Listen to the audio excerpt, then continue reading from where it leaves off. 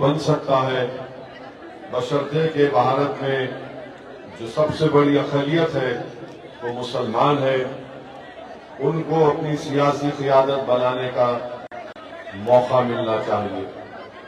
जब तक सबसे बड़ी अक़लियत भारत की, जब से सबसे बड़ी अक़लियत बिहार में 19% मुसलमान है, हमको अपनी सियासी लीडरशिप को बनाना है, हमको अपना नेता बनाना है, और ऐसा नेता जो आजाद हो, जिसकी जबान पर हक की आवाज बुलंद हो सके, जो बेबाक तरीके से गरीब और मजलूम की तकालीफ को बयान कर सके, जो जीत जाता है मगर अपनी पार्टी का नुमाइंदा बनता, वो गरीब मजलूम मुसलमानों का नुमाइंदा नहीं बन सकता।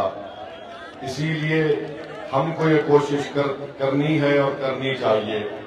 5 साल पहले आप और हमने मिलकर, और खास तौर से यहाँ की जनता ने मुत्तहदा तौर पर राजद के एक विधायक को शिकस्त दी और मजलिस के उम्मीदवार को कामयाब किया।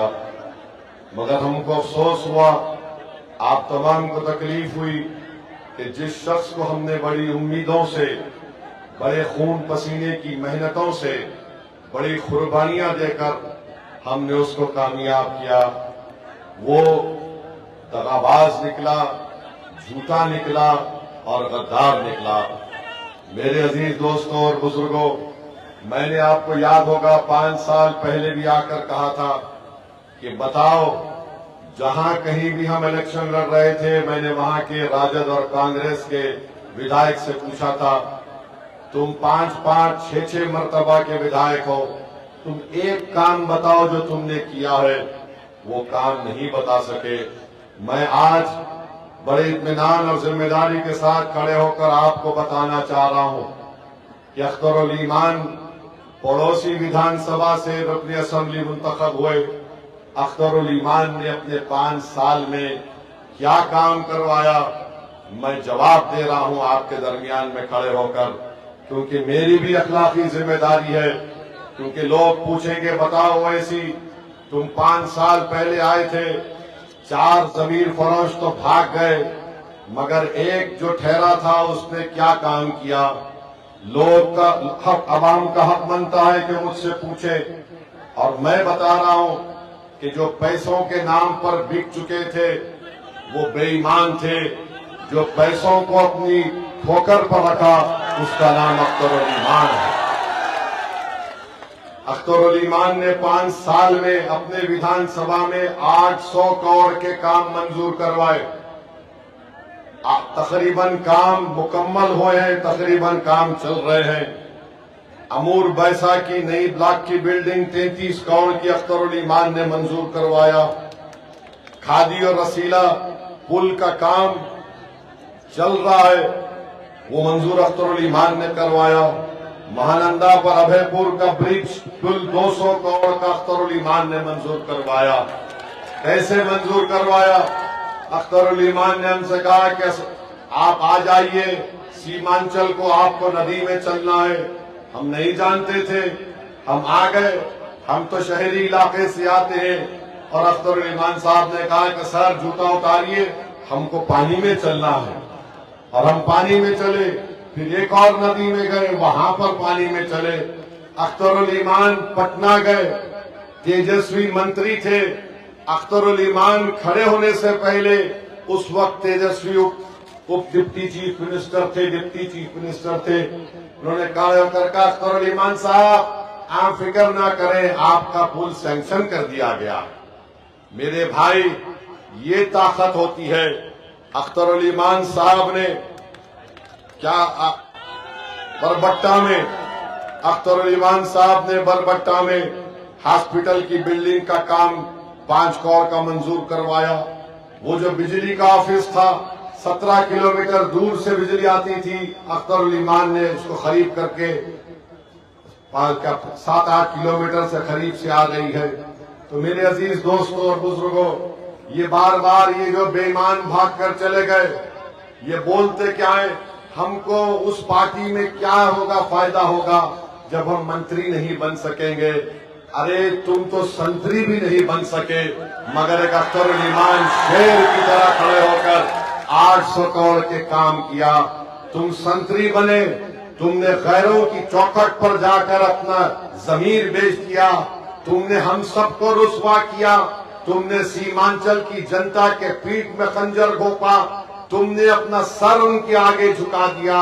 मगर जिसने सिर्फ ये तय कर लिया था कि मैं अल्लाह के आगे सर झुकाऊंगा, मैं गैरों के आगे सर नहीं झुकाऊंगा, अल्लाह ने उसके विधानसभा में 800 करोड़ के काम करवा दिए।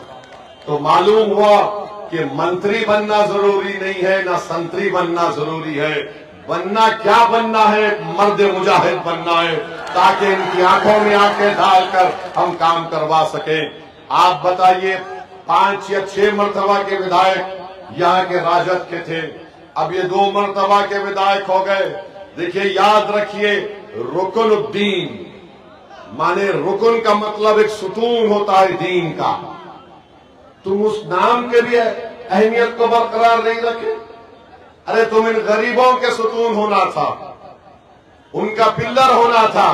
तुम जाकर तुम राजद के ऑफिस में एक पिल्लर बन गए, जो तुमको पलटकर भी कोई नहीं देखता तुमको वहां पर। क्या तुमने बेईमानी की? और तुम समझ रहे हो कि तुम हमारे मजलिस के लोगों के खिलाफ FIR दर्ज कराने से हम दब जाएंगे, हमको तकलीफ होगी। सुनो, याद रखो, पुलिस को जाने से हमारा सियासी हकीका होता है, और पुलिस को तो हम अपना ससुराल समझते हैं। जेल को हम गए कई मरतबा, पुलिस की लाठियां मेरे सर और पीठ पर पड़ी, तो हम तो आए हैं इस मैदान में, मरने को आए हैं, जीने को नहीं आए तुम्हारी तरह।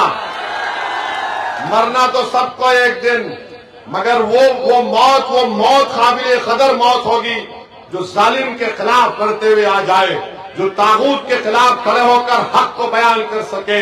अरे मौत फिरौन को भी आई, मौत नमरूद को भी आई, मौत यजीद की भी आई, मगर जो कुर्बानी इमाम हुसैन ने दी, सुबह कयामत तक लोग इमाम हुसैन को याद करते, यजीद को याद नहीं रखते। टीपू सुल्तान ने अंग्रेजों के खिलाफ लड़कर अपना हर चीज कुर्बान कर दिया, और टीपू की मौत कैसे आई? टीपू के हाथ में तलवार थी, अंग्रेज जनरल 1 घंटे तक रुका रहा, जिस्म को हाथ लगाने से पहले कोई जाकर डर रहा था, और जब अंग्रेज जनरल ने जाकर टीपू के जिस्म को हाथ लगाई तो उसने कहा कि इसका जिस्म बहुत गर्म है। जिस्म से रूह निकल गई, मगर एक मर्द मुजाहिद का जिस्म गर्म था। हम इस मौत की तमन्ना करते हैं, हम थूकते हैं इसी जिंदगी पर जो गैरों के सामने ईमान को बेचा जाता है। और मुझे यकीन है कि आप इन गद्दारों का, इन दुश्मनों का मुंह तोड़ जवाब देंगे आने वाले विधानसभा में। आप देंगे ना इंशाअल्लाह? जिन्होंने आपसे को झूठ बोलकर आपके ख्वाबों को चूकनाचूर करने की कोशिश की, जिसने हमारी मां और बहनों की दुआओं को, उनकी कुर्बानियों को रायगा जाने दिया, मुझे यकीन है कि यहाँ की जनता जमहूरी तरीके से एक मुंह तोड़ जवाब देगी। और यहाँ पर विधायक साहब है, जमीन का म्यूटेशन में पैसा लिया जाता नहीं लिया जाता? बताइए हमको। कम से कम 20,000 रुपया लिया जाता है, लिया जाता है 20,000 रुपया। कितना लिया जाता है? हाथ उठाइए। फिर उसको ऑनलाइन चढ़ाने के लिए 2,000 रुपये देते हैं। बताओ रुकनुद्दीन, तुम्हारा कितना हिस्सा है इसमें?